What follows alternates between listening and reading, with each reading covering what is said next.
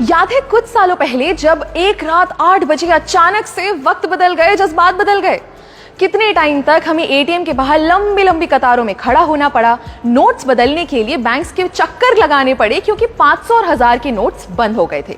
अब उस समय की परेशानी को आप और मैं बहुत अच्छे से जानते हैं और जाहिर है कि तब से हम हर तरीका आजमाते हैं कि उस सिचुएशन में वापस ना जाना पड़े।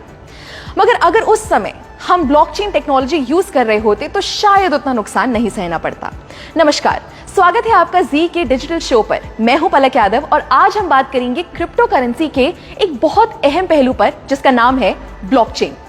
अब क्रिप्टो तो हम समझ गए, मगर ये सवाल आपके मन में जरूर आया होगा कि आखिर जितनी भी क्रिप्टो से होने वाली ट्रांजैक्शंस हैं उनका रिकॉर्ड कैसे रखा जाता है या उन्हें सिक्योर कैसे किया जाता है, या जो हमने क्रिप्टो की डिसेंट्रलाइज्ड होने की पिछले वीडियो में बात की थी, आखिर वो कैसे पॉसिबल है। इस सब का एक ही जवाब है ब्लॉकचेन। ब्लॉकचेन एक बड़ा सा बटा हुआ डेटाबेस है जो हजारों लाखों कंप्यूटर्स पे शेयर होता है और ये सारे कंप्यूटर्स आपस में कनेक्टेड होते हैं। आसान भाषा में कहें तो जैसे एक दुकानदार अपने पास एक रजिस्टर बना के रखता है ना कि कितना राशन आया, कितना बिका, ठीक वैसे ही ब्लॉकचेन एक डिजिटल रजिस्टर की तरह होता है। अब वैसे तो ब्लॉकचेन का कई सेक्टर्स में इस्तेमाल हो सकता है, मगर ये हाल ही में सबसे ज्यादा पॉपुलर हुआ क्रिप्टो करेंसी से होने वाली ट्रांजैक्शंस के लिए। वैसे तो ब्लॉकचेन एक एक्सपेरिमेंट के तौर पर 1991 में आया था, मगर इसका इस्तेमाल शुरू हुआ 2009 में जब बिटकॉइन आया। जी हाँ, कुछ सुना सुना लगा। सातोशी नाकामोटो ने जब 2009 में बिटकॉइन शुरू किया, तब ही बिटकॉइन के आसपास उन्होंने ब्लॉकचेन का कॉन्सेप्ट यूज किया। चलिए इसको जरा ऐसे समझते हैं। फर्ज कीजिए आपने बिटकॉइन से कुछ खरीदा या बिटकॉइन खरीदा, तो ये जो ट्रांजैक्शन हुई, ये इंफॉर्मेशन एक ब्लॉक के फॉर्म में बन के सेव हो गई। फिर आपने उस बिटकॉइन को बेचा तो फिर से एक ब्लॉक बन गया। अब ऐसे ही आप जितनी बार ट्रांजैक्शंस करेंगे तो उसका एक ब्लॉक बनता जाएगा और वो सारे ब्लॉक्स एक चेन से जुड़ते जाएंगे, इसलिए इसका नाम है ब्लॉकचेन। सिंपल। मगर ये हमारे ट्रांजैक्शन यानी लेन देन के डेटा को सेव कैसे रखता है? हर एक ब्लॉक की अपनी एक आइडेंटिटी होती है। जैसे आप और मेरा फिंगरप्रिंट कभी सेव नहीं हो सकता, वैसे ही हर ब्लॉक को एक की मिलती है जो उसकी अपनी होती है और सबसे अलग होती है। क्योंकि ये डिसेंट्रलाइज्ड होता है, तो अगर इस चेन के किसी ब्लॉक में कोई दिक्कत भी आती है तो बाकी ब्लॉक्स पर कोई फर्क नहीं पड़ेगा।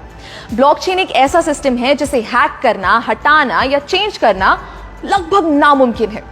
दोस्तों, मानो या ना मानो, ब्लॉकचेन का फ्यूचर बहुत बड़ा है और इसका इस्तेमाल लगभग हर जगह शुरू होने का टाइम दूर नहीं है, क्योंकि इसके बहुत से फायदे हैं। जैसे नंबर 1, क्योंकि डिस्ट्रीब्यूटेड है और इसमें स्टोर्ड जानकारी किसी लाइब्रेरी या सरकारी दफ्तर की तरह एक जगह नहीं रखी जाती। इसको संभालने या मेंटेन करने के लिए किसी मिडिल मैन की जरूरत नहीं है। दूसरा, ब्लॉकचेन एकदम ट्रांसपेरेंट है, यानी आप और मैं कभी भी इसको एक्सेस कर सकते हैं और अपनी ट्रांजैक्शंस पर नजर रख सकते हैं, जिससे फ्रॉड के चांसेस बहुत कम हो जाते हैं। तीसरा, ब्लॉकचेन पर हर इंफॉर्मेशन को बहुत आसानी से ट्रेस किया जा सकता है, यानी पुरानी से पुरानी ट्रांजैक्शन को भी हम देख सकते हैं। चौथा, ये टेक्नोलॉजी एकदम फास्ट है।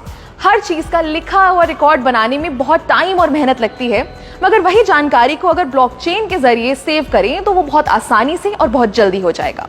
और आखिरी, जैसा मैंने पहले भी बताया कि ये बहुत सेफ है, तो आप टेंशन फ्री होकर इसका इस्तेमाल कर सकते हैं।